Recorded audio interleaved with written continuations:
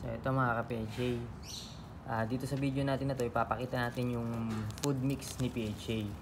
Okay, so mapapansin nyo, bakit kaya may kulay pink na powder sa loob nito? Ito po kasi yung pink minerals na hinahalo ni PHA. Bali ito po, mabibili nyo po yan sa mga poultry supply. Yan po yung Bercelaga na pink minerals na hinahalo po yan sa mga kalapate, sa mga pagkain ng kalapate. Okay, ngayon bakit ganun? Kasi diba sabi nga natin, yung minerals o yung vitamins ng pang-isda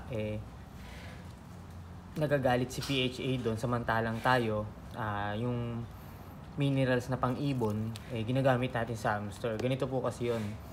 Pagdating po kasi sa mga minerals, based on my own experience, pag yung mga sa land animals, pare-parehas lang po ng mga minerals na kailangan yan. Okay, yung sa isda po kasi nasa water sila, hindi po sila sa land. Okay, iba po yung minerals na kailangan nila sa kanilang katawan, yung mga nutrition.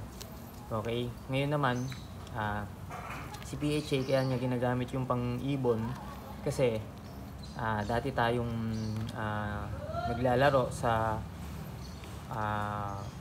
palaro ng mga nag-iibon, okay, sa mga karera ng mga kalapate, yan, sumasali tayo nun dyan. Ngayon, based on my experience, yung ganitong minerals napakalaking ambag nito sa kalusugan at sa ano ng mga kalapate, kaya ginamit ito ni PHA matagal na.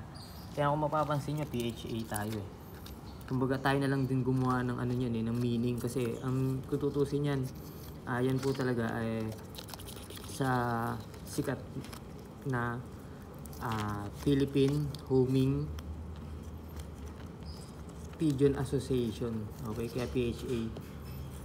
Okay, ngayon ganito yan. Ngayon yung minerals na yan, doon ko yan natutunan sa paglalaro ko ng mga kalapate. Okay, ngayon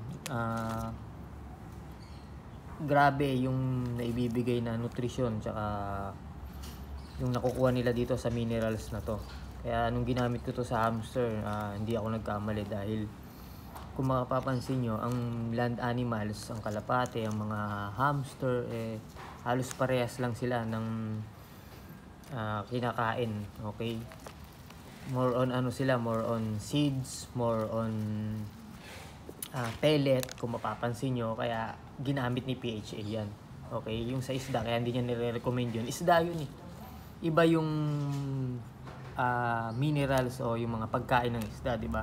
Bakit yung isda ba sa seeds, kung mapapansin nyo, seeds pa, kakainin nyo ng seeds yung isda, kakainin nila, pero hindi yun yung lagi nilang makakain sa water. Okay, ngayon diba, nag-guess nyo ibig ko sabihin, kasi land animals to hindi naman water animals to mga to. Okay, kaya yun yung paliwanag ni PHA kung bakit niya ginagamit itong pink minerals. Medyo may kamahalan nga lang, pero sulit yung pera nyo pagka meron kayo nito sa mga food mix ng hamster nyo. Napakalaking tulong yan, may iwasan lahat ng mga mga sakit na pwedeng makuha ng hamster nyo. Okay, kaya kung ako sa inyo, dito na kayo sa pink minerals.